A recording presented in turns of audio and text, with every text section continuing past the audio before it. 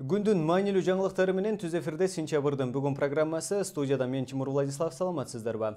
Алгач чыгарылыштын кыскача мазмуну менен таанышып алыңыздар. Дача сулуктар бийликке 15 пункттан турган талап койду. Бүгүн аталган айылда 200дөн ашуун адамдын катышуусунда митинг өтүп, жергиликтүүлөр президентке, спикерге жана өкмөткө кайрылуу жолдошту. Кыргызстандагы сөз эркиндигине доо кетип жаткандыгын эксперттер белгилеп, жалпыга маалымдоо каражаттарына болгон кысымдар боюнча нааразычылыктар күчөдү. Өлкөдө медицина кызматкерлеринин жана мугалимдердин айлык маяналары көңүл жубатаарлык бойдон гана калууда. Бул көрүнүштө өлкө башчылары таптакыр моюндагысы келишпейт дегендер нааразы болушууда. Дача сулуктар бийликке 15 пункттан турган талап койду. Бүгүн аталган айылда 200дөн ашуун адамдын катышуусунда митинг өтүп, жергиликтүүлөр президентке, спикерге жана өкмөткө кайрылуу жолдошту. Анда авиакырсыкка күнөөлүүлөрдү таап, жазалоо жана элди коопсуз аймакка көчүрүү талаптары камтылган. Бирок Чүй облусунун башчысы азырынча жер жоктугун билдирүүдө. Ал эми митингди уюштуруучулардын бири, Жаңымун кыймылынын өкүлдөрү өкмөт дача сулуктарга жетиштүү көңүл бурбай жатат деп айтышты.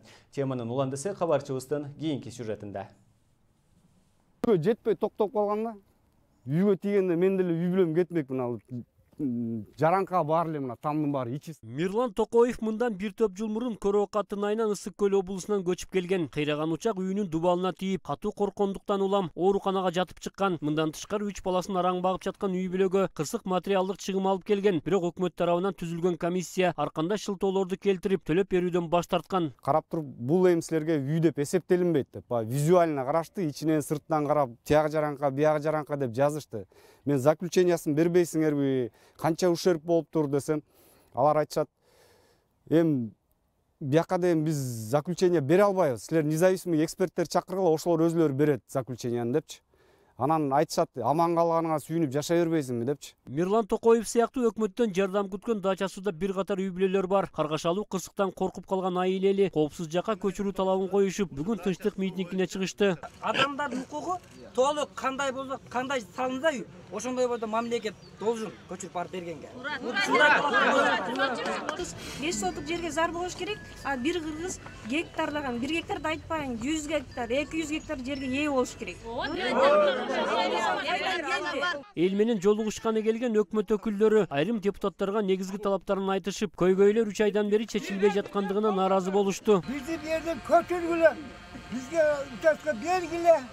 Ondan başka elin talabı yok. Чогулгандардын талабын уккан Чүй облусунун башчысы азырынча бош жерлердин жоктугун белгилеп, сабырдуу болууга чакырды. Эске салсак, Бишкек шаардык мэриясы менчик жер жоктугуна байланыштуу деп, буга чейин эле дача сулуктардын үмүтүнө суу сепкен эле. Көчүү маселеси бул проблемный маселе. Биринчиден, экинчиден бул жерден бүгүнкү күндө Чүй областында трансформация болгон үй курууга даяр жерлер жок.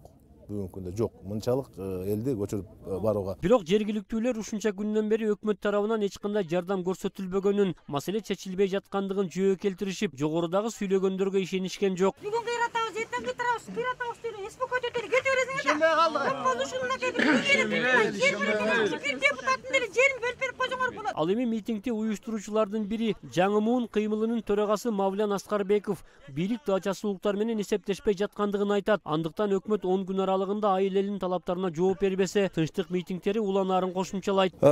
Бул жактагы талаптар аткарылбаса, мен оюмча жалпы эле дача суунун тургундары эмес, мына ушу маселеге кайдыгер эмес жарандардын баардыгы тынч митингге чыгуу жана ошол өкмөттүн кетүүсү болобу же башка маселеси болобу, мыйзамдуу талаптарды коюп митингге чыгуу аракетин көрөбүз. Жабыркагандарга жардам берүү үчүн өкмөт ачкан банк эсебине соңку маалыматтар боюнча 96 миллион сомдон ашуун акча чогулган. Бирок ал акчалар ушул кезге чейин бөлүнбөй жаткандыгын митингчилер белгилешти. Өкмөт өкүлдөрү элден жыйналган гуманитардык жардамдарды таратуу менен эле айылын тынчтандырабыз десе жаңылышчуудай. Анткени буга чейин бийликтин өгөй балдарындай мамиле жасалып келген дача сулуктардын бул жолку талаптары коопсуз жакка көчүрүү гана болууда. Рустам Алымбаев, Сентябрь. Дыйхан базарынын сатуучулары бүгүн базарга кеткен жолдун башына митингке чыгышты. Бир жылдан бери базардын айланасында коопсуздук жана санитардык эрежелер сакталбай жатат деген шылтоо менен шаардык мэрия тарабынан Дыйхан базарын аэропорт жолу тараптагы мурдагы автобазанын ордуна жаңы ачылган Сарыөзөн базарына көчүрүү аракеттери көрүлүп келет. Бирок дыйхандар жана сатуучулар ал базар жолго тескери жана тар экендигин айтышып, көчүүгө макул эмес. Мындан улам мэрия жана Ленин райондук акимчилик тарабынан базарда иштегендерге мүмкүнчүлүк болушунча тоскоолдуктор көрүлүүдө. Ал эми кечээ күнү базарга кеткен жолду бузуп, башына бетон тосмолорун орнотуп салышкан. Соода болбой, жашылча жемиштердин мөөнөтүнөн өтүп, дыйхандардын кызылдай мээнети талага кетүү коркунучуна тынчсызданган сатуучулар бийликтен чара көрүлүүсүн талап кылышууда. Белгилей кетсек, Дыйхан базары 2008-жылы Кыргыз темир жол ишканасынын аймагында ачылган. Анда 3000 чамалуу адам иштейт. Могу жерде аңтарып салды. Жолду оңдолгонуна 1 жыл боло эле. 1 жыл боло эле. Мына жерден турба өтүп, баягы канализацияларды оңдогон эле. Андан макул дегенбиз. Ушул туз жол турат. Оңдойсуңар муну. Мунда жаман жол турат. Оңдогула каглайм. Могул жакта ачкыла, бул туз жолду койгула десек болбосун. Мына акимден келди. Акимдин замы келди, мэрдин замы келди. Bir 250-30 адам милициялар келди дагы биздин колдорубузду кайрып, бул жакка чыгарып коюп туруп, мына кылган кылыктар ушул болду биздин. Адамдар өтпөй атат. Мына бүгүнкү күнү содабыз жок, 2 күндөн бери. Мына сентябрдын аягынан баштап ушул базарды көчүрөбүз деген компаниянын ишин баштаган акимчилик мэрия тарабынан. Ошого ал жака биз көчкүбүз келбейт, Сарыөзөн базарына. Себеби аякта частный базар, арендасын кымбаттатып жибериши мүмкүн. Ал эми бул жер муниципалдык базар, бул жер бизге жагат. Ал жака биринчиден ал жакта эч кандай неме жок. Ал жак кылан эң башкысы ал жакта мына стратегиялык жол бар го, аэропортко кеткен. Ошонун боюнда эртең жанагындай чоң делегация келгенде жаап салышы мүмкүн. Дыйхан базардан картошка, пияз, жашылчаларды алабыз, фруктыларды. Анан кийин могундай жаңы жолду бузуп, булар базарды жабыш керек болуп атат. Сарыөзөн базарына которобуз дейт, аяк батпайт. Начар жер, билебиз, шаарда өсүп. Анан бердегини карабайсың, түнү менен мына жаңы жолду бузуп, ушунтип таштаптыр.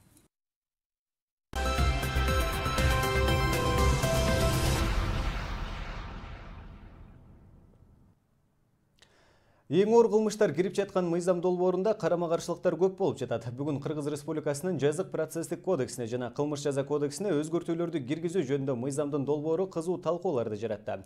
Өткөн жумада эле ушул мыйзам долбоору аталган комитетте каралып, депутаттар аны кылдат иштеп чыгуу үчүн демилгечилерге 1 жумалык убакыт беришкен. Бирок бүгүн дагы мыйзам долбоору чийкиштелип чыккандыгы айтылып, кайрадан карап чыгууга жөнөтүлдү. Эл өкүлдөрүнүн сынына кабылган бул мыйзам долбоору туурасында кабарчыбыздын материалы. Күнөө тагылып жаткан же айыпталып жаткан адамдын жазасын жумшартуу үчүн анын тергөө менен кызматташуу туурасында мыйзам долбоору кызуу талкуу жаратты. Аталган мыйзам долбоору 2019-жылдын 1-январынан баштап күчүнө кирет. Бирок бул мыйзам долбоорунда өзгөчө оор кылмыштарда соттук териштирүү жүргүзүлбөй туруп эле өкүм чыгарылсын деген норма кирип калган. Буга эл өкүлдөрү каршы чыкты. Эгерде сиз айтып аткандай азыр кызматташууга барган соттолуучу өнөкөт кылмышкер болсо, ага кантип кызматташууну колдоносуздар? Бул норманы кантип жөнгө саласыздар? Бардык жагына ылайык келбейт деп эле айта берген менче болбойт го. Иштөө процессинде ошолордун баары оңдолот да. Бул мыйзам долбоору керектүү болгон менен тең укуктуулук сакталбай жаткандыгы айтылды. Анткени тергөө менен кызматташа турган айыпкер же шектүү адам жалган маалымат берсе, аны жоопко тартуу каралган эмес. Айыптоочулар менен шектөөчүлөр кызматташам десе, ошол эле учурда алардын жоопкерчилигин карашыбыз керек да. Ушул жерге өзүнчө бир беренеге жазып чыгышыбыз керек. Жөн эле келишим түзүп алып, убакыт созом, анан кийин болсо шектүү эмес адамга аны болсо каматып немете турмаса келе жоопкерчилигин жазайык. Бизде презумпция невиновности деген акыетти. Куда делась презумпция невиновности, урматтуу депутаттар? Ал эми киргизилип жаткан өзгөртүүлөргө ылайык тергөө менен кызматташууга шектүү адамдагы жана айыпкер адамдагы кирип калган. Бул аша чапкандык дейт комитеттин мүчөсү Мыктыбек Абдылдаев. Вообще мындай мыйзамдарды профессионалдар даярдаш керек. Мына мисал үчүн 2 мыйзамды мен салыштырдым. 2019-жылда 1-январында кире турган мыйзамды бүгүн биз талкуулап аткан мыйзамды, иштеп аткан мыйзам. Өкөөндө тең 18 статьяга өзгөртүү киргизели деп атабыз. Ушул келишим боюнча, макулдашуу боюнча. Бирок өкөөнүн ортосунда 5 статьялар бири-бирине дал келбей атат да. Бир топ талаш тартыштардан соң аталган мыйзам долбоорунун демилгечилерине жумушчу тартипте кеңешип кайрадан карап чыгуусу сунушталды. Изат Шугуралиева, Бекжан Камзаев, Сентябрь. Улуттук коопсуздук комитети Атамекен фракциясынын депутаты Айда Саляновага тергөө учурунда Кыргызстандан чыгууга тыюу салгандыгын депутаттын адвокаты Улан Жумаков билдирди. Шейшемби күнү УКМК Айда Салянованы суракка алган болчу. Мекеме депутаттан сырды ачыкка чыгарбоо боюнча телкат жаздырып алган. Биз депутатты камакка алышса керек деп ойлогонбуз, бирок андай болгон жок. Кыргызстандан сыртка чыгууга тыюу салынды. Эми тергөө учурунда Айда Салянова өлкөдөн чыга албайт деди адвокат. Ошол эле учурда жактоочу Чынара Жакыпбекова УКМКнын тергөө бөлүмүнүн башчысына Айда Саляновага карата коюлуп жаткан айып боюнча түшүндүрмө берүү боюнча ходатайство жазганын айтты. Бирок ал боюнча эч кандай жооп болгон эмес дейт адвокат. Белгилей кетсек, 2016-жылы декабрь айында башкы прокуратура Айда Саляновага юстиция министри болуп турган кезде Алексей Елисеевдин адвокаттык лицензиясын кызмат абалынан кыянаттык менен пайдаланып, калыбына келтирип берген деп кылмыш ишин козгогон. 8 февралда Саляновага карата козголгон кылмыш иш иликтей турган депутаттык комиссия түзүлгөн. Февралдын башында Салянованы УКМК суракка чакырып, ал 5 саатка созулган. 18 мартта сөз эркиндигин колдоо жүрүшү болору тууралуу Бишкек шаар мэриясына маалымдама берилди. Бул тууралуу иш-чараны уюштуруучулардын бири Эдил Байсалов Азаттыкка билдирди. Анын айтуусунда билдирүү мэрияга 10 мартта берилген. Бишкек шаарынын 1 райондук сотунун Өмүрбек Текебаевди 1 миллион сомго доого жыккан чечими мыйзамсыз гана эмес, конституцияга да каршы келүүдө. Мындай пикирди юриспруденциянын адистери, коомдук ишмерлер билдиришүүдө. Бишкек шаарынын мэри Албек Ибраимовдун арнамасын коргоо үчүн чыккан сот чечими тууралуу кийинки сюжетте. Сот отуруму жоопкер Өмүрбек Текебаевдин катышуусусуз өткөн. Сот Айгүл чечимди жоопкер тарапты катыштырбай, тараптарга жарыш сөз бербей туруп чыгарган. Өмүрбек Текебаевдин адвокаттары буга каршы болуп, сот отурумунан чыгып кеткен. 1 май райондук соту чечим мыйзамдын негизинде чыгарылгандыгын, адвокаттарга депутаттын ишеним кагазы болгондуктан Текебаевдин катышуусу шарт эместигин билдирүүдө. Бирок Өмүрбек Текебаев ишеним катты өзүнүн жеке катышуусунда гана деген талап менен берген. В качестве протеста за такой поступок, понимая, что решение будет принято в его отсутствие, и то, что у нас возможности как таковых нету участвовать на судебном заседании без присутствия Өмүрбека Черкешевича. Как вам известно, Текебаев дал нам доверенность выступать от его имени только в его присутствии. Да? Несмотря на это, судья Уметова вынесла решение уже в нашем отсутствии, а мы в качестве протеста покинули в демонстративной форме зал заседания до вынесения решения по данному делу. Соттун мындай мыйзам бузуу менен өтүшү жөн гана мыйзам бузуу эмес, конституцияга каршы келген көрүнүш дейт Конституциялык палатанын мурдагы судьясы Клара Соронкулова. Себеби жоопкерди катыштырбай чечим чыгаруу эки гана учурда мүмкүн. Биринчиси таптырбай кетсе, экинчиси сотко келүүдөн баш тартса. Бирок Өмүрбек Текебаев экөөнү тең кылган эмес. Ушу кечеги сот отуруму, өзү сот отурумунан чыккан чечим менин оюмча бул мыйзамсыз чечим болду. Анткени бул жерде негиз салуучу эки принцип бузулду да, бул атаандаштык жана тең укуктуулук. Кайсыл процесс болбосун, кайсыл сот процесс болбосун, сот сөзсүз түрдө ошол принциптердин негизинде жана ошондой шарт түзүп бериш керек. Эки тарап тең укуктуу жана атаандаш болуш керек. Ал эми бул жерде бир тарап катышып эле иш каралып калды. Бул менин оюмча абдан мыйзамды одоно бузуу болуп калды да. Жарандык коомдун өкүлдөрү мыйзамга каршы чечим чыгарган сот Айгүл Үмөтованы бийлик алмашкан соң мамлекеттик кызматка жакын жолотпоо боюнча иллюстрация тизмесине кошту. Ал эми 1 миллион сомдук арызга келсек, Албек Ибраимовдун кадыр баркына президенттин ак сарай салып жаткан жери тууралуу Өмүрбек Текебаевдин айткандары шек келтирген. 5 жыл өткөндөн кийин унутулдуго деп ал жерде оформить этишкен.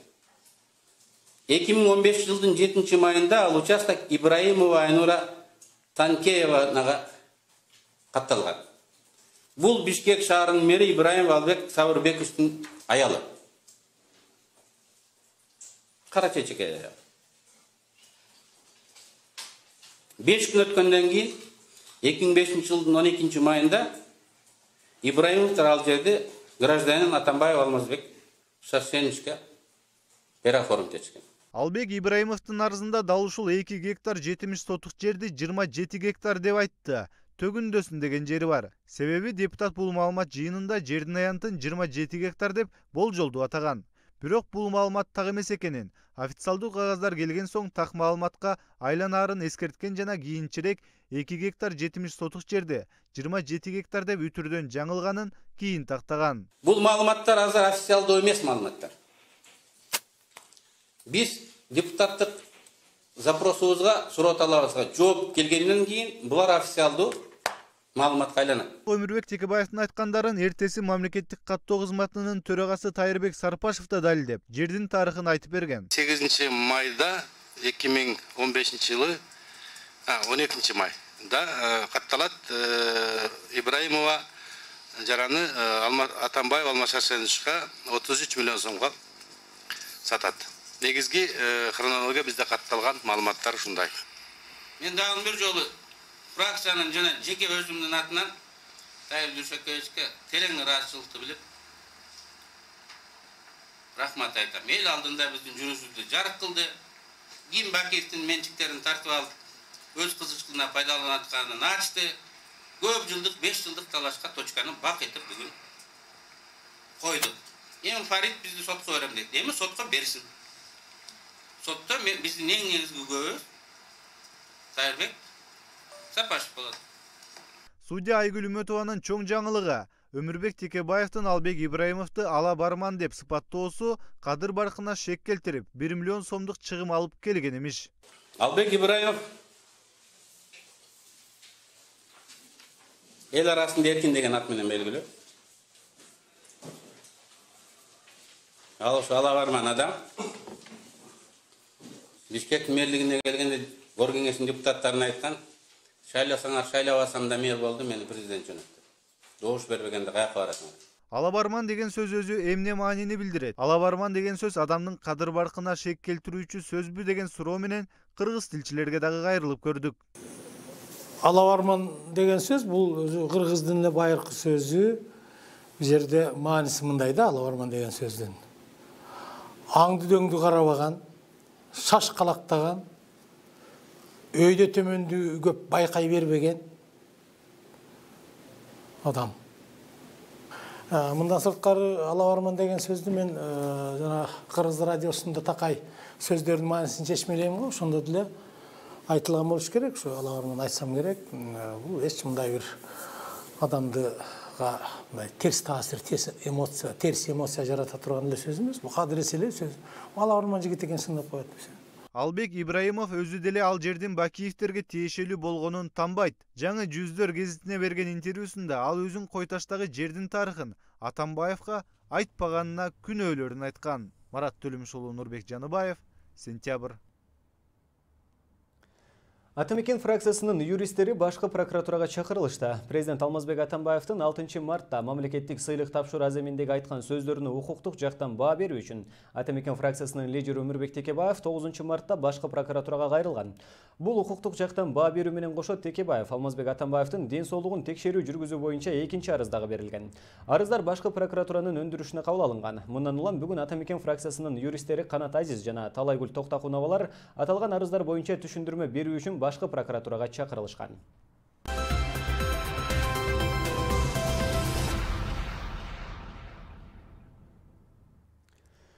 Президенттик шайлоо жакындаган сайын саясий чөйрөдө гана эмес, коомчулукта дагы ким президенттикке татыктуу деген суроо кызуу талкууну жаратып жатат. Социалдык тармактарда эмитеден эле президенттик жарышка түшкөндөрдү аныктоо үчүн сурамжылоо жүргүзүлө баштады. Азырынча кимиси татыктуу экендигин билүү кыйын. Анткени элдин азыркы пикири президенттик шайлоо жакындаганда такыр башкача өзгөрүп кетиши мүмкүн дешет серепчилер. Биздин кабарчы социалдык түйүндөгү сурамжылоо менен элдин пикирин билип көрдү. Президенттик жарышка катышууну расмий билдирген азырынча 4 гана талапкер болду. Ал эми четте көз салып, өз убагын күтүп отургандар аз эмес дешет серепчилер. Бирок азыртадан эле социалдык түйүндөрдө президенттикке татыктууларды аныктоо үчүн сурамжылоо жүргүзүлө баштады. Алардын бири белгилүү дарыгер, нарколог Жеңишбек Назаралиев Кыргызстандын болочок президенттигине кимиси татыктуу экендигин билиш үчүн интернет аркылуу добуш жүргүзгөн. Анын жыйынтыгында Өнүгүү прогресс фракциясынын лидери Бакыт Төрөбаев үчүлүккө илинди. Ал эми Фейсбукта элита сатирасы Бакыт Төрөбаев менен Адака Мадумаровдун кимиси татыктуу экендигин билиш үчүн интернет добуш жүргүзгөн. Бул таймашта дагы Бакыт Төрөбаев алдыга озуп чыкты. Эксперттердин баамында Өнүгүү прогресс фракциясынын лидери Бакыт Төрөбаевдин көп добуш алып жаткандыгынын бир себеби катары анын партиясынын берген убадасынын аткарылып жаткандыгы менен түшүндүрүлөт. Бакыт Төрөбаев негизи бул ошо былтыркы 2015 жылы мындай популярдуу болуп баштаган саясатчы, мындай саясий төбөлдөрдүн бири десек болот. Ошон үчүн ал кыска мөөнөттүн ичинде 1 жыл, 1,5 жылдын ичинде бул аябагандай мындай саясий упай топтоого жетишкен саясатчы депутат ал мындай кыска 1,5 жыл ичинде эле өзүнүн аябагандай мындай жакшы сөзүнө турган жана ошондой эле адамдарга берген ошо өзүнүн эле шайлоочуларына берген убадасын аткарган саясатчы катары көрсөтүп келе жатат. Серепчилердин баамында бийликке жаңы күч келиши керек. Өлкөдө эч өзгөрүүлөр болбой жаткандыктан улам эл азыр жаңыча көз караштагы муундун келишин эңсеп турат. Бул үчүн президенттикке аттангандар сөзсүз жакшы программасы менен чыкса утушка ээ болот дешет. Кээ бир партиялар мисалы үчүн баланчы ипотека беребиз, баланчы үй курабыз, баланча процент кылабыз, анан социализм орнотобуз, коммунизм орнотобуз, анан биз келсек коррупциянын баарысын талкалайбыз деп ушинтип атышпайбы? Андай эмес, реалдуу программа менен чыкса, элдин кайсы бир бөлүгү колдойт. Акыркы учурларда жогорку кеңеште өзүнүн тайманбастыгы менен баарын бетке айтып, өзүнүн позициясын катуу кармаган депутаттардын бири Бакыт Төрөбаев болуп жатат дешет серепчилер. Анткени парламенттик башкарууну күчөтүп, бардык маселелер жогорку кеңештин ичинде калыстык менен чечилишин талап кылып жаткан эл өкүлү. Дүйнөгө биз деген демократиялык мамлекетти курдук, бизде парламенттик демократия, парламенттик башкаруу сонун дегендин өзү мындай айткан сөз менен кылган иш эки башка болуп мындай карама каршы келип калды дагы, жана элдин нааразы болуп аткандыгы, коомчулуктун нааразы болуп аткандыгы ушундан да. Эл дагы азыр президентке татыктуулар келсин деп үмүт кылып жаткан кези. Келгенге жараша ал ошо эл үчүн иштеп берген президент болгонунга каалайт элем да. Да, элге таанылган адамдар болсо жакшы болот эле да. Себеби эл таразда да билет да. Ким жакшы, ким жаман, азыр баары көрүнүп калды. Эл билет. Мен таза төлөтөт деп ойдум. Менин оюм эмес, элдин оюнун баары ушундай. Бакыт Төрөбаев оңдогон заводдорду жана ишканаларды курган өндүрүшчү гана эмес, беделдүү саясатчылардын бири катары президент болууга бардык мүмкүнчүлүктөрү бар дейт серепчи Бакыт Бакетаев. Кыргыз эли чынында эле Бакыт Төрөбаевдин нече жылдан бери коомдук ишмердүүлүгүн эл угуп жүрөт, жана кээ бир программалары чынында эле эл үчүн айрыкча ошо айыл жергесине абдан чоң таасир этип атат. Ошон үчүн Бакыт Төрөбаев бул баягы жергиликтүү деңгээлден азыр республикалык деңгээлге өсүп, бул ошо кандидат болгонго саясий жагынан, экономика жагынан, башка жагынан көз караштары, программалары көп биздин баягы жарандарыбызга жагат деп ойлойм да мен. Социалдык түйүндөр аркылуу жүргүзүлгөн сурамжылоо менен элдин пикиринде реалдуу делген 3-4 талапкердин ысымдары атала баштады. Бирок алардын ичинен кимиси жеңишке жетерин аны убакыт көрсөтөт. Изат Шугралиева, Бекжан Камзаев, Сентябрь. Кыргызстандын коргоо иштери боюнча мамлекеттик комитетинин төрагасы болуп Мирбек Касымкулов дайындалды. Бул тууралуу президенттин маалыматтык саясат бөлүмү кабарлады. Мурдараак Мирбек Касымкулов мамлекеттик чек ара кызматын жетектеп, улуттук гвардиянын командачысы болуп келген. Коргоо иштери боюнча мамлекеттик комитетинин мурдагы төрагасы Марат Кенжесариев ээлеген кызматынан 2016 жылдын ноябрь айында бошотулган. Улуттук туруктуу өнүгүү кеңеши жаңы мүчөлөр менен толукталды. Алмазбек Атамбаев Улуттук туруктуу өнүгүү кеңешинин мүчөлөрүн өзгөртүү боюнча буйрукка кол койду. Бул тууралуу президенттин маалыматтык саясат бөлүмү билдирди. Анда маалым болгондой Фарид Ниязов кадрдык өзгөрүүлөргө байланыштуу делип кеңештин катарынан чыгарылды. Ал эми Сапар Исаков менен Элвира Сариева кеңештин катарына киргизилди. Улуттук туруктуу өнүгүү кеңеши консультативдик кеңешме, ошондой эле тескөө органы болуп эсептелет. Кеңештин негизги аткара турган жумушу стратегиялык документтерди талкуулоо, Кыргыз Республикасынын өнүгүүсү, жүргүзүлүп жаткан иштерге мониторинг жүргүзүп, ага баа берүү, анын ишке ашышын көзөмөлдөө органы болуп саналат.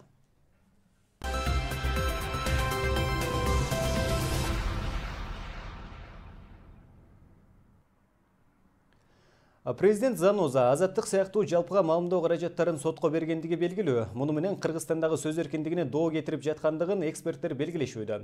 Жалпыга маалымдоо каражаттарына болгон кысымдар боюнча медиа өкүлчүлүктөрү, журналисттер союзу биригип өз пикирлерин билдиришүүдө. Бул тууралуу кесиптешимдин материалында сөз болот.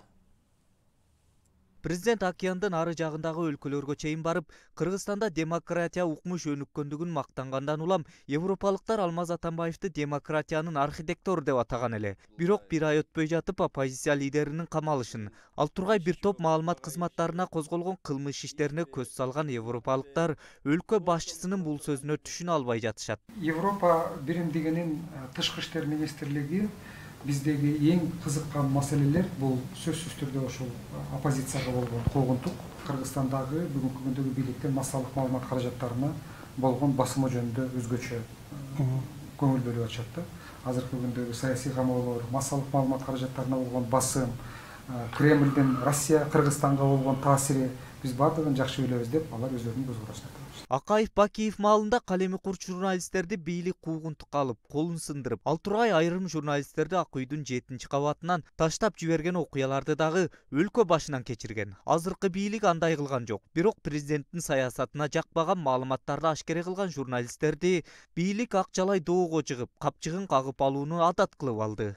Мен түз эле баягы зордукка салып, кара күч менен ошолордун жаагын жабууга болгон түздөн түз эле иш аракет. Түз эле иш аракет. Анан мунун кайдагы бул жерде деген акча өндүрүү кийинки маселе. Анан жок эле дегенде акчасына зыян кылайын деп анан кийин ошондой мыйзамга окшотулуш болуп жасалып аткан амалда. Акыркы жылдары журналисттерди доого жыгып, сотко кайрылгандарды санап отурсаң баш айланат. 3 жыл мурда Алмазбек Атамбаев журналист Дайыр Орунбековду сотко берип 2 миллион сом өндүрүп берүүсүн сураса, анын жан сакчысы Эркин Мамбеталиев Эчерни Бишкек гезитин 50 миллион сомго сотко берсе, мурдагы шоупуру Икрам Илмиянов бул гезиттен 5 миллион сом өндүрүп берүүнү өтүнгөн. КСДПдан депутат Дастан Бекошев жарандык активист Мавлян Аскарбековдон 20 000 сом талап кылса, кесиптеши Ирина Карамушкина журналист Махинур Ниязованы 5 000 сомго доого жыгып, акчасын тыйынына чейин санап алган. Ал эми жакында эле КСДП фракциясы 24 маалымат сайтын 1 миллион сомго, аны менен катар 24 кейжиге интервью берген укук коргоочу Рита Карасартованы 1 миллион сомго сотко берди. Ал убакта өлкө башчысы Алмазбек Атамбаев сыртта карап турбай, 6 мартта маданият кызматкерлерине сыйлык тапшырып жатып, Заноза менен Азаттык маалымат сайтын сындап, ага уда башкы прокуратура Текебаевдин Кипрге барган сапарын жана анын ишенимдүү жактоочуларынын кандуу жүк Алмазбек Атамбаевдики болушу мүмкүн деген маалыматты сөзмө-сөз чагылдыргандыгы үчүн Заноза сайтын 6 миллионго, Азаттыкты 20 миллионго сотко берди. Эңкеде 50 өлкөнүн катарына кирген Кыргызстандын журналисттерин мынтип миллиондоп доого жыгып жатса, анан кантип демократиялык коомду курууга болот деген суроого баш катыргандар көп. Президент өзү бүгүн сөз эркиндигине үлгү болуп турса, бирөөнү тилдеп коет, бирөөнү күнөөлөп коет, далилсиз. Кээде соттун чечими чыга электе мурда баягы бирөөнү ат коюп коет, бирөөнү жамандап коет. Ошондой эркиндикти президент өзү үлгү болуп тургандан кийин, албетте башка журналисттер, башка катмардагы адамдар дагы, жоопкерчилиги аз кишилер дагы анан жанагындай сөз ыпластарды айтышы да мүмкүн, боктошу да мүмкүн, тилдеши да мүмкүн. Мунун баары өзү саясий маданияттан гана чыгат. Саясий маданияттын түпкүлүгүн бизде бийлик башчылар гана түптөйт. Албетте ар бир жарандын өзүнүн аброюн коргоого акысы бар. Бирок башкы прокуратуранын президенттин укугун коргоп отурушу укуктук деп аталган өлкөдө одоно учурап жаткандай. Мен ойлойм, бул жерде башкы прокуратура өзү ошо мыйзамды бузуп атат, мыйзамдуулукту да бузуп атат. Анткени башкы прокуратура бул жерде президентке бул мыйзамдуу эмес, басымдык болбош керек. Анткени конституция боюнча бизде демократиялык, укуктук мамлекет. Ошол массалык маалымат каражаттарга бирөөнүн ой пикирин силер деген бизге каршы билдирип, бизге жакпаган сөздөрдү айткан үчүн биз силерди азыр ушинтип басмырлайбыз дегени бул туура эмес, булар деген коркуттуу. Президент жана анын айланасындагылар бийликтин күчүнө таянып, оппоненттерин жана журналисттерди ооздуктоого кылган аракети кандай уланат, аны мезгил көрсөтөт. Ал эми интернет өнүккөн мезгилде маалыматты элден жашырууга болбойт. Зарылбек Шермаматов, Сентябрь. Сөз эркиндигин колдоо жүрүшүнүн багыты Бишкектин түштүк тарабындагы Жеңиш паркынан Ак үйгө чейин деп болжолдонууда. Иш-чарага көз карандысыз журналисттер союзда кошуларын маалымдашкан. Биз туруксуздуулукту каалайбыз, биз кетсин деген уран менен чыкпайбыз. Биз эркин шайлоо менен быйыл ноябрда президентти кайра шайлашыбыз керек. Бирок биз 18 мартта жүрүшкө чыгып, өз эркибизди билдирбесек, быйылкы президенттик шайлоо болоруна да кепилдик жок деп айтылат уюштуруучулардын билдирүүсүндө. Эскерте кетсек, 11 мартта президент Алмазбек Атамбаев билдирүү жасап, кийинки кезде Кыргызстанда эркин сүрөй журналисттерден жалпыга маамдоо каражаттарынын жана саясатчылардын бир уч тобу басма сөз эркиндигине жамынып алышып, иш жүзүндө өздөрүнө жакпаган адамдарды биринчи кезекте бүткүл эл шайлаган эгемендүү Кыргызстандын президентин ашкере ушактоого жана ага көө жабууга өтүштү деп билдирген. Мамлекет башчынын бул билдирүүсү айрым саясатчылардын, жарандык коом өкүлдөрүнүн нааразычылыгын жараткан. Кыргызстандагы көз карандысыз журналисттердин союзу 16 мартта өтө турган ачык диалогко медиа коомчулуктун жана кызыктар болгон бардык катышуучуларды Голден Тулуп мейманканасына чакырат. Бул иш-чарада учурдагы медиа айныңындагы абал, айрым жалпыга маалымдоо каражаттарына жиберилген арыздар боюнча талкуу болот. Ага парламент спикери, президенттин аппарат башчысы, президенттин басма-сөз кызматынын жетекчиси, өкмөттүн жана жогорку кеңештин басма-сөз кызматтарынын жетекчилери, башкы прокуратура, фракция лидерлери, УКМК, Ички иштер министрлиги, эл аралык уюмдардын өкүлдөрү, жалпыга маалымдоо каражаттары жана жарандык коомдун өкүлдөрү чакырылды. Ал арада Кыргыз Республикасынын журналисттер союзунун төрагасы Абдыкадыр Султанбаев өлкөдөгү жалпыга маалымдоо каражаттары жана президенттин билдирүүсү боюнча өз оюн айтты. Анын айтымында ар бир кабарчы журналист деген даражаны бийик алып жүрүүсү керек. Ушак жана жалган маалыматтарды бербей, элдин ишенимине арызышыбыз керек деди. Жет өлчөп бир кесип ар бир маалыматты тактоо менен биргеликте башкаларга көлөкө түшүрбөй туура маалымат берүү керек деп президенттин адвокаты катары билдирүү таратты. Эгер журналисттердин союзунун төрагасынын билдирүүсү ушундай болуп жатса, анда кимден жардам сурап, кимдин колдоосуна ээ болобуз деген жалпыга маалымдоо каражаттарынын өкүлдөрү нааразычылыктарын билдиришүүдө.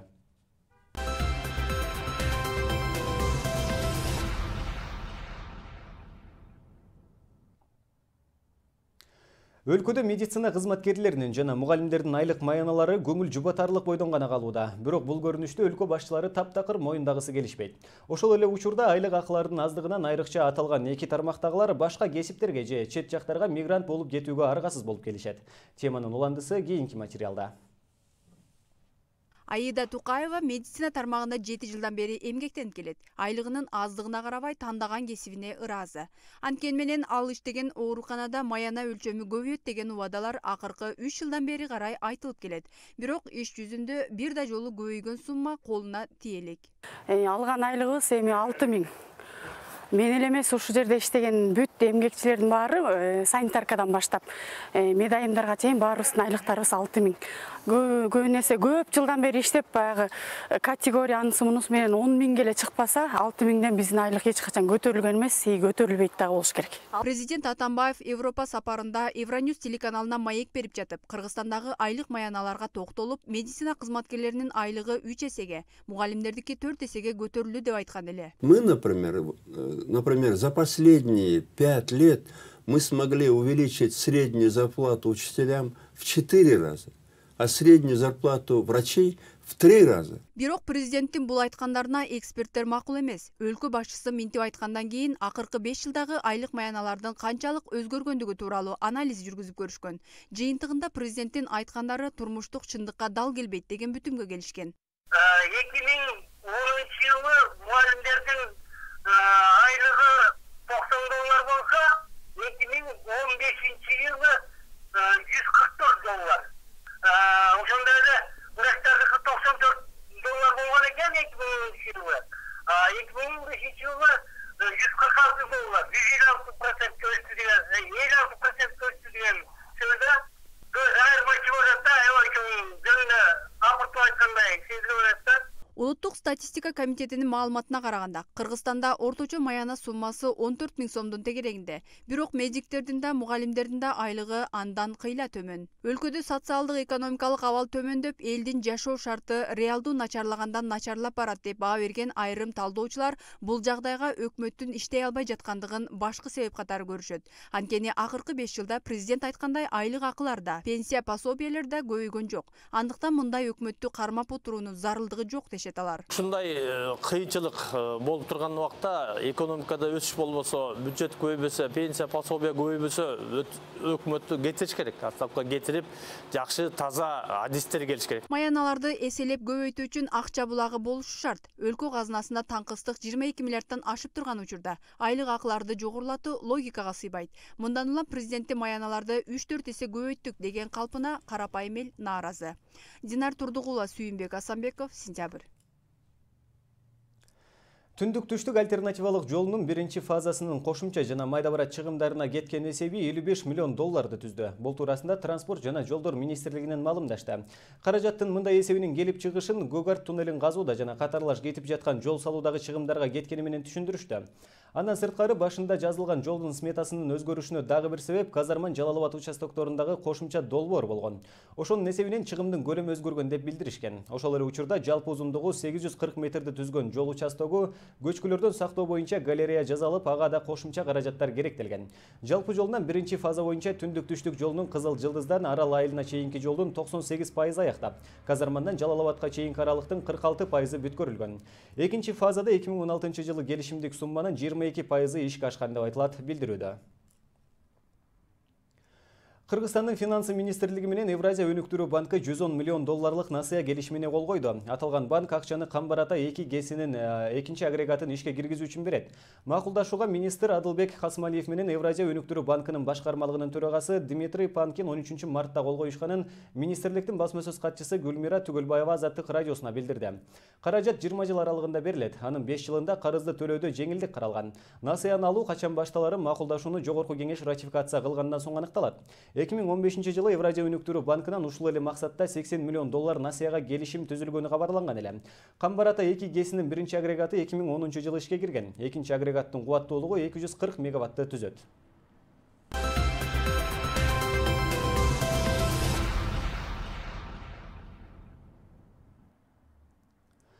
Сузак районунун Кызыл Туу айыл аймагынын Сокуташ айылында адырда жер көчкүнүн сүрүлүүсү байкалып, турак жайларга кооптуулук жаратканын өзгөчө кырдаалдар министрлиги билдирди. Маалыматка ылайык, жердин сүрүлүүсү 13 мартта саат 8:00 чамасында катталган. Өзгөчө кырдаалдар министрлигинин райондук бөлүмүнүн башчысы, мониторинг департаментинин баш кадиси жеринде барып тактоо иштерин жүргүзгөн. Натыйжада Жантаймада 2 жеринен жер көчкү сүрүлгөндүгү аныкталган. Биринчи жер көчкүнүн көлөмү болжол менен 84 000 куб метр болсо, экинчиси 480 куб метрге жеткен. 10 турак жайга кооптуу абал жаралган. Анын ичинен 2 үйгө болжол менен 250 метр жакындаган. Адамдардын өлүмүнө жол бербөө жана өзгөчө кырдаалдын кесепеттерин алдын алуу максатында Кызыл Туу жана Сокуташ айылдарынын башчыларына кооптуу аймакта жашаган адамдардан башка коопсуз жерге көчүрүп чыгаруу боюнча эскертме берилди. Жалпы түрк дүйнөсүнүн алкагында жараткан өзгөчө чыгармачылык ийгиликтери үчүн жана 60 жашка чыккандыгына байланыштуу кыргыз эли артисти Саламат Садыкова Түрксойдун ардак ордени менен сыйланды. Буйрукка түрк маданияты эл аралык уюму Түрксойдун баш катчысы Дүйсен Касыйынов 10 мартта кол койгон. Бул тууралуу Кыргызстандын уюмундагы өкүлү Кожогелди Култегин Азаттыкка маалымдады.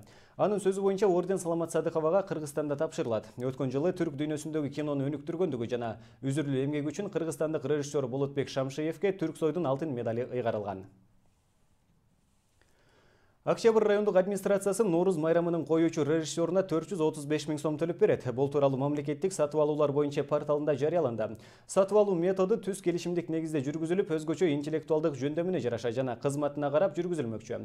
Башка сатып алуу методун колдонуу мүмкүнчүлүгү жок деп айтылат. Конкурстун катышуучулары майрамдык кеченин концепциясын мыкты иштеп чыгышы зарыл. Майрамдык кече 21 мартта 13:00 Дайыр Асанов атындагы паркта белгиленмекчи. Коюучу режиссер ар бир программаны деталдуу жазып, театрлашылган сценарий менен кыргыз эстрадасынын жылдыздарын тартуусу керек.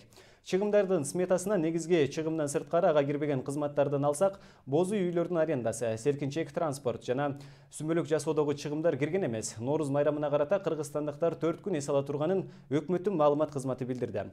Ал эми Норузга карата кыргызстандыктар 4 күн эс алмай болду. Тийиштүү токтомго премьер-министр Сооронбай Жээнбеков кол койду. Ага ылайык иш күнү болгон 20 март 25 мартка которулду. Кыргызстандыктар 18, 19, 20 жана 21 март күндөрү эс алат деп жазылат маалыматта. Норуз майрамы 21 мартта белгиленип, бул күнү түн менен күн теңелет. Ушуну менен бүгүнкү жаңылыктарыбыз соңуна чыгат. Кечиңиздер көңүлдүү улансын, саламатта туруңуздар. Саламатсыздарбы? 15 мартка күтүлгөн аба ырайы менен мен Татты Орозбаева тааныштырам. 15 мартта түнкүсүн Ысык көл, Нарын облустарынын айрым жерлеринде кар жаашы күтүлөт. Кайылган аймактарда жаан-чачын күтүлбөйт. Аба ырайынын ачылуусу баарыбызды кубантаарына шек жок. Эртеңки күндүн аба ырайына көңүлүңүздөрдү бурабыз. 15 мартта Баткен аймагында абанын температурасы түнкүсүн 1-6 градус суук, күндүз 2-7 градус жылуу. Ош облусунда түнкүсүн 2-4 градус төмөндөп, ал эми күндүзү 3-5 градус жогорулайт. Жалал Абадта түнкүсүн 1-6 градус төмөн түшүп, күндүз 2-7 градус жылуулашы күтүлөт. Нарын өрөөнүндө түнкүсүн 15-20 градус суук, күндүз 4-9 градуска төмөндөйт. Таласта түнкүсүн 3-8 градус суук болуп, күндүз 2 градустан жогору болот. Ысык көл аймагында түнкүсүн 2-7 градус төмөн, күндүз 0,5 градус жылуу. Чүй өрөндө түнкүсүн 2-7 градус суук, ал эми күндүзү 3 градус суук болуусу ыктымал. Борбор калабыз Бишкекте түнкүсүн 2-4 градус төмөндөп, ал эми күндүзү 0,2 градус суук болуусу күтүлөт. Сиздер эртең күнгө күтүлгөн аба ырайы менен тааныштыңыздар. Көрүшкөнчө сак саламатта болуңуздар.